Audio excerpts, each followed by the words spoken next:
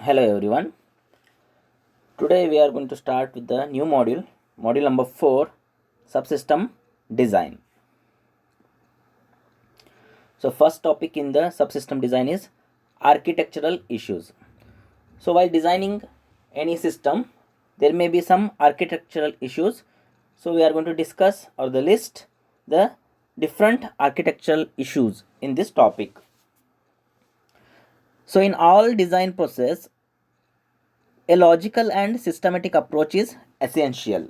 So as we know, in any design process, so whichever design you take, so in all the types of designing process, a logical and systematic approach to design that particular system is very much essential.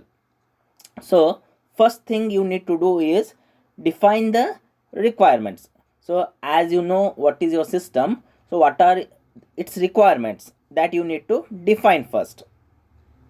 Then partition the overall architecture into appropriate subsystems.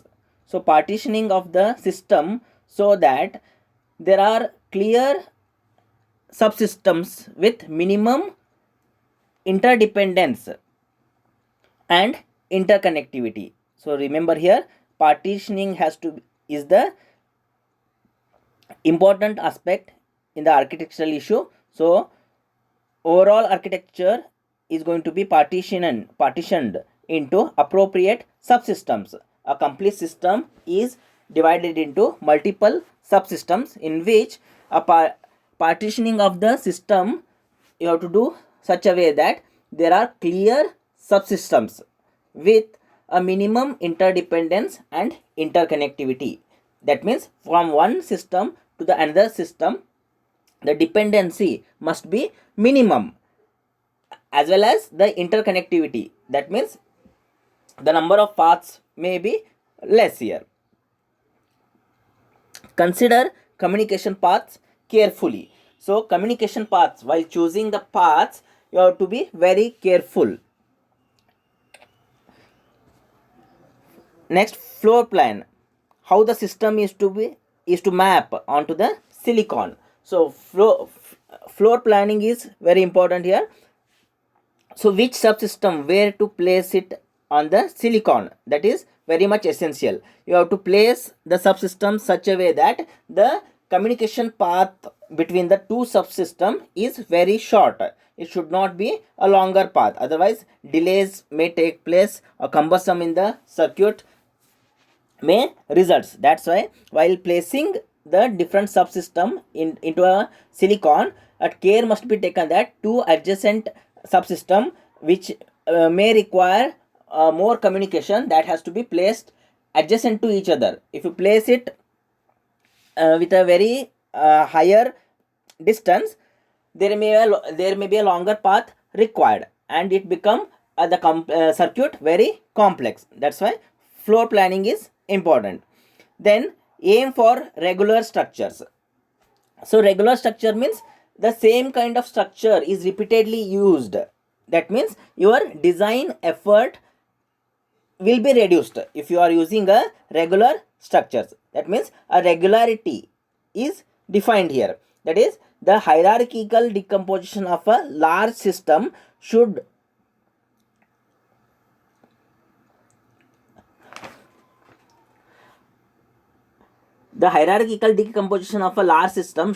result in not only simple but also similar blocks. It should have a not only simple, it should have a simple one as well as similar kind of blocks as much as possible. So regularity usually reduces the number of different modules that need to be designed and verified. So regularity usually what it does, it reduces the number of different modules. So as you are using the same number of modules everywhere, it reduces the number of different modules.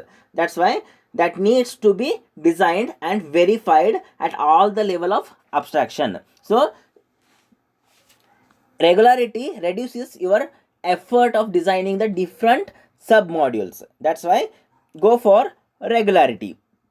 Then design simplification within the subsystem so that architectures are adopted which allow exploitation of the cellular design concept. Then after doing all this, you have to go for a drawing the stick diagrams or symbolic diagrams. The stick diagrams and the symbolic diagrams, schematic diagrams that we have discussed in module number 2. So once your regular structure is ready, so draw the stick diagrams. So convert each cell to a layout. So whatever the stick diagrams must be converted into layout diagrams or mask layouts. Then carry out a design rule check on each cell, that is DRC. You have to perform a design rule check whether all the subsystems are under whatever the rules are provided, that should follow. It should not be whatever the minimum length width is provided for any particular cells, that has to be followed. So carry out a design rule check on each cell. Then finally simulate the performance of each subsystem. So whether your subsystem is giving the required functionality or not, so that has to be checked. That is, for that purpose you have to simulate the performance of the each subsystem. So these are the architectural issues. The next topic is switch logic. Switch logic is based on the pass transistors. So that we have already discussed in module number 2, the pass transistors. So switch logic is based on pass transistors or on the transmission gates. So remember here, switch logic can be implemented using two ways. One way is to using the pass transistor, and the one way is to use a transmission gate. Then we have two, one is pass transistor. We have another logic, that is gate logic. To design the subsystem of VLSI, either switch logic or gate logic is utilized. So remember, to design the subsystem, whatever the system you are designing, within that there are number of subsystems are available. To design those subsystems, we have two approaches. One way is using the switch logic, another way is gate logic. So either of the switch logic or gate logic is utilized. But what is the advantage, disadvantage that we are going to discuss here? Switch logic is based on transmission gate or pass transistors. You can implement the switch logic either by using a transmission gate or pass transistors, whereas gate logic is based on the NMOS or CMOS design of logic gates. So gate logic, the circuits that are implemented using gate logic is usually using the NMOS technology or the CMOS technology or CMOS design using the logic gates. The advantage of switch logic is that there is no static power dissipation, as the pass transistors do not have a connection to the supply rails. So there is an advantage of a switch logic by using pass transistors. What is that advantage? You do not have to be, there is no static power dissipation in switch logic if you use a pass transistors. So as the pass transistors do not have a connection to the power rails, that is to the VDD, there is no supply. That's why using pass transistors there is no static power dissipation. That is an advantage of the switch logic using pass transistors. But there is a limitation using pass transistors, that is the output of the pass transistors cannot be used to drive another pass transistor because of degraded output voltage. So as we have seen, N type and P type pass transistors, they are capable of passing either of the value, that is a weak 0 and a weak 1.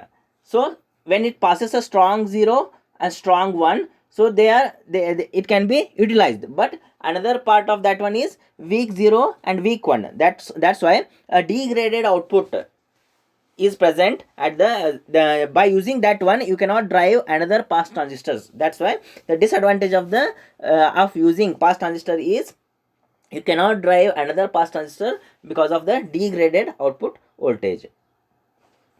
So we will discuss the pass transistor switch logic using pass transistors and transmission gate. The design of pass transistor, the circuits using pass transistors and transmission gates. The first one is using pass transistors.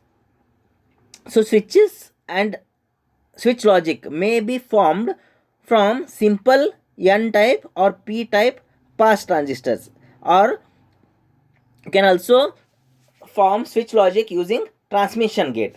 So there is a signal degradation occurs in pass transistor logic, as we already discussed. There is a output is degraded in the pass transistor logic. So but the disadvantage of the transmission gate is there is no signal degradation. But the disadvantage is, as compared to the pass transistors, the area required using transmission gate is higher. That's why there is a trade-off between these two, area and output. So if you have a higher area, if you want to utilize a higher area within a silicon, you can go for a transmission gates. So your output is not going to be degraded. But in case of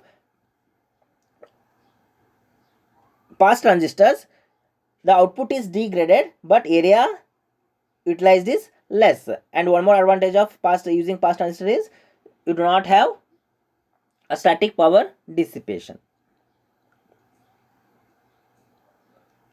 So observe here the circuit using pass transistors. There are 4 transistors connected in series. All are N type of transistors. All the transistors are switched on whenever A, B, C and D all are high. So A, B, C, D whenever is equal to 1, all the N transistors, N pass transistors are on. So V out is equal to V in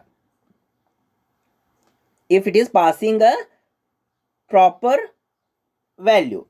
So there is one more gate, 3 input OR gate. So the output is V out equal to A plus B plus C. So see here, output is degraded by Vt. That is, there is one more equation, V out bar is equal to A bar dot B bar dot C bar. So note that arrangement to satisfy both logic and logic 1 and logic 0 states is implemented here using the pass transistor to implement the 3 input OR gate A plus B plus C.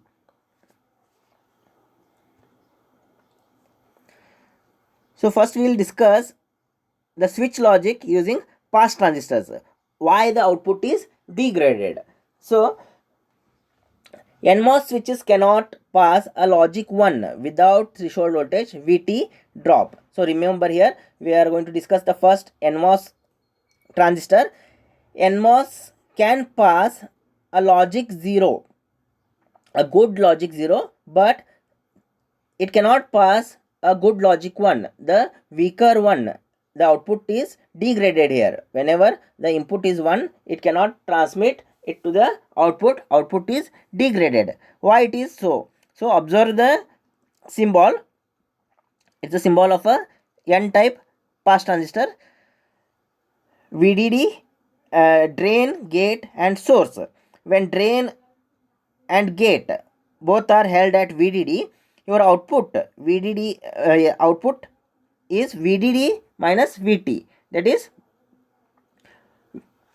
consider VT, that is threshold voltage is 0.7 to 1.0 volts. That is, threshold voltage may vary. So the output voltage is going to be 4.3 volts to 4.0 because your output is VDD minus VT. That's why whatever the input that you are transmitting, the complete input, a complete value is not available at the output side. A degraded output, that is VDD minus VT, is the output. So the NMOS transistor will stop conducting if the gate to source voltage VGS is less than the threshold voltage. So NMOS transistor will not conduct. It stops the conducting if the VGS is less than VT. So how it is, let's check.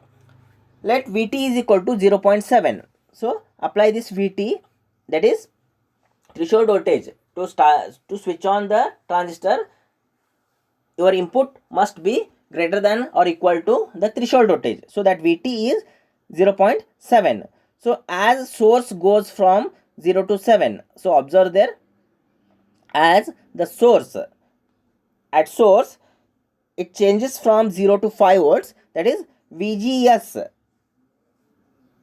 gate to source voltage, goes from 5 volts to 0 volts. So when Vs is held at, Vs is greater than 4.3 volts, then Vgs is less than Vt, so switch stops conducting.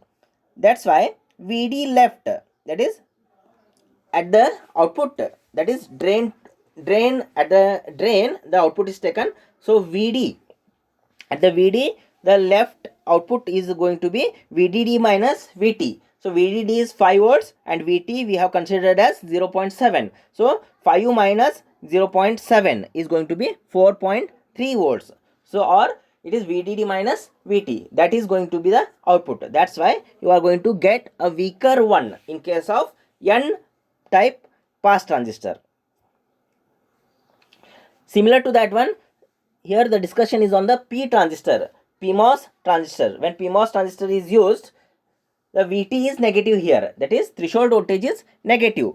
So VTP, that is threshold voltage of a P transistor, is minus 0.7, because Vt is negative, threshold voltage is negative, it is minus 0.7. So VGS is equal to 0 volt minus 5 volts, that is equal to minus 5 volts. So when VGS is less than VTP, or modulus of VGS is greater than modulus of VTP, so that is nothing but, if minus 5 volts is less than 0.7 volts or 5 volts is greater than 0.7, so how will PMOS pass a 0? So here PMOS can pass a good one, but it cannot pass a good 0. It gets a weaker 0. Why? Because when VGS is less than VTP, it stops conducting. So whenever VGS, modulus of VGS is less than minus 0.7 volts, Vd, that is voltage at drain, will go from 5 volts to 0.7. So 0.7 is not exactly equal to 0.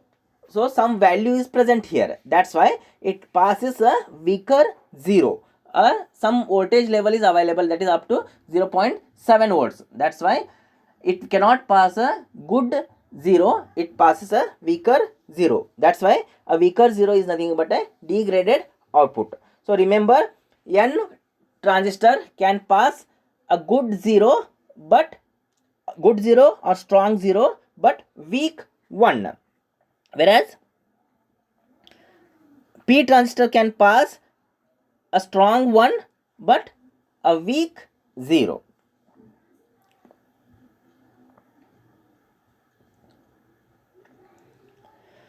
Now observe here, pass transistor, the symbol, it has 3 terminals, source, gate and drain. A switch way, when gate is equal to 0, a switch is open, and gate is equal to 1, a switch is closed. As transistor acts as a switch, a switch level diagram is shown here. When gate terminal is equal to 0, the N transistor acts as a open circuit, and when gate is equal to 1, N transistor acts as a closed circuit. So when input G is equal to 1 and you have a input 0, a strong 0 output is present for the N type of transistor. Whereas if G is equal to 1 and if your input is 1, you are not going to get a good one or strong one. The output is degraded 1. So that we have discussed here. 5 volts minus 0.7 volts or up to 1 volt. So degraded output will be in terms of 4 volts to 4.3 volts. So that is not exactly equal to 5 volts. So when you pass a one at the input side, a weaker one will be at the present at the output side. Similar to that one, a p transistor, when G is equal to 0, it acts as a closed circuit. When G is equal to 1, it acts as a open circuit. So when G is equal to 0, it starts conducting, and if you have a 0 as the input, the output is degraded output. And if you have a G is equal to 0, and if you have a input as 1, the output is strong 1. So observe here, pass transistors NMOS in series. When they are connected in series, 4 NMOS transistors are used here.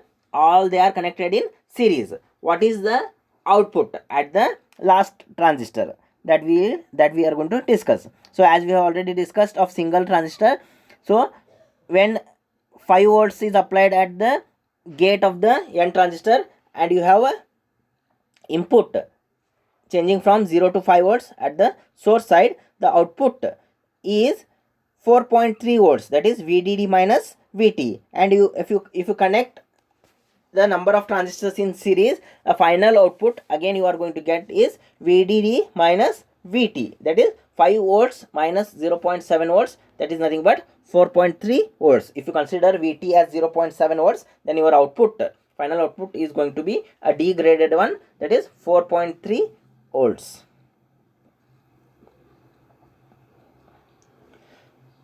So in general, the same thing is shown here, that is in the first figure, Vs is equal to VDD minus VTN, and in the second figure, the 3 transistors are connected in series, its output is going to be VDD minus VTN if they are connected in series.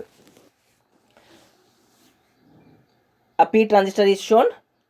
P transistor, the output is Vs is equal to modulus of VTP. Now, if the transistors are connected in this fashion, that is the fourth figure, the last figure, then each stage you are going to get a degraded output. Further output is degraded. That is, at the first stage, your output is VDD minus VTN, and if you are applying that as a input to the next transistor, gate of the next transistor, N transistor, your output is further degraded. That is, your output is VD is equal to VDD minus 2 times VTN. Further, if you connect one more transistor in a similar fashion, that output will be VDD minus 3 VTN. So like this, the degraded output is further degraded. So similar to that one, you may get a question in a university question paper like this.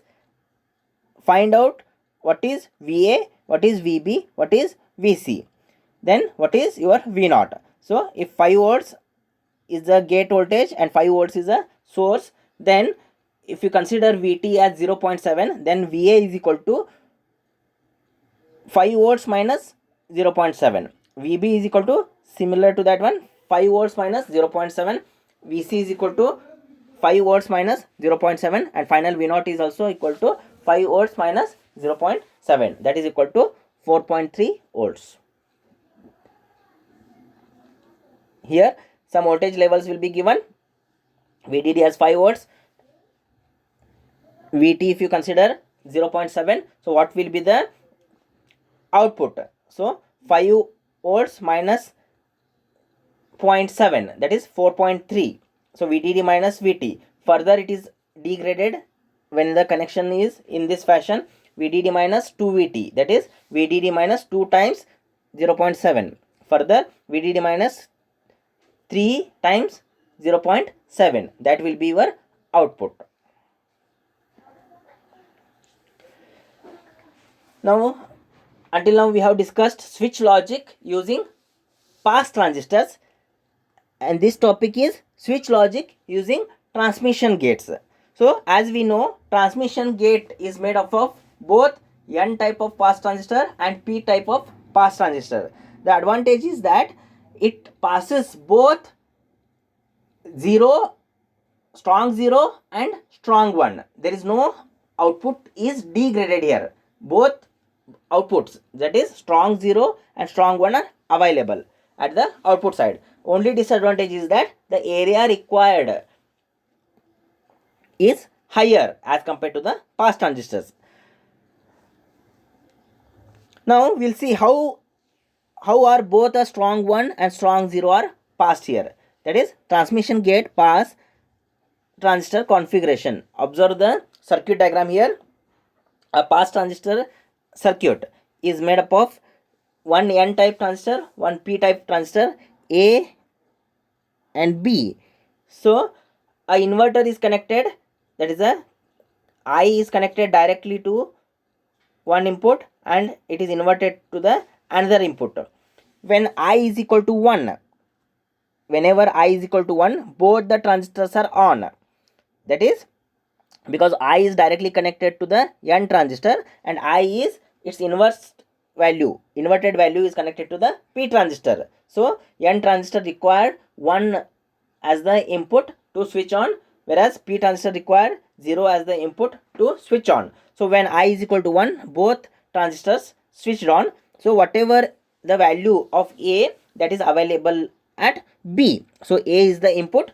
If you have A as 1, then you are going to get a strong B is equal to 1 output. Then if you have a input A is equal to 0, you will get a strong 0 at B. So when this is when both the switch transistors are on. When I is equal to 0, what happens? Whenever I is equal to 0, both the transistors are non-conducting, because I is equal to 0, when you apply to the N transistor, it will not conduct. Similarly, P transistor, it requires a 0 to working, but as you are applying I as 0, its inverted input is connected to the P transistor. That's why both the transistors are switched off, so they are not conducting when they are switched off. So whatever may be the input at A, your output will be high impedance, that is Z. So pass transistors produce degraded output. Transmission gate pass both 0 and 1 as well as that is a strong 0 and strong 1, both values it will pass. So these are the symbols, different symbols of the transmission gates. So A and B, A is the input, B is the output, G is the gate input for the N transistor, whereas GB is the G bar or GB is the input for the P transistor. A switch level diagram is shown here. Whenever input G is equal to 1 and GB is equal to 0, a strong 0 as well as strong 1 is passed. Whenever G is equal to 0 and GB is equal to 1, output is high impedance. So 3 different type of symbols for transmission gate is shown in the figure. Any symbol you can use for your representation. Thank you for watching the video. We'll continue the further classes in the next classes.